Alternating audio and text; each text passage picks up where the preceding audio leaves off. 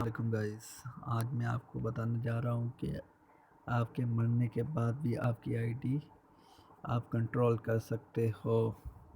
वो कैसे, मैं अभी आपको बताने वाला हूँ कि आपको सीधा क्या करना है कि आपको अपने फेसबुक पर जाना है और सेटिंग के अंदर चले जाना है।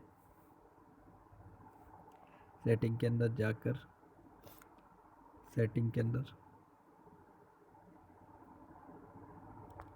नीचे नीचे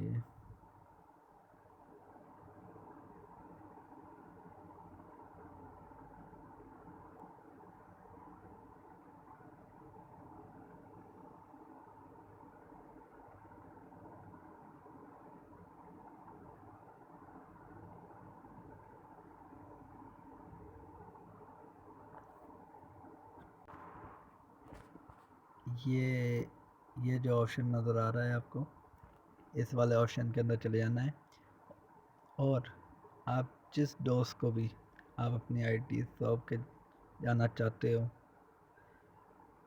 तो आप उसका ये इधर सीधा चले जाना है, चॉइस, नेक्स्ट, और इधर आप अपने दोस्त का नाम लिखेंगे, जो भी फ्रेंड्स है सही है उसका नाम लिखेंगे, उसके कांटेक्ट लिखेंगे।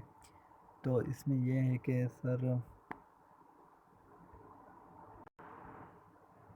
उसका कांटेक्ट, मैसेज और प्रोफाइल उसको शो नहीं होगी, वो उसमें नहीं घुस सकता।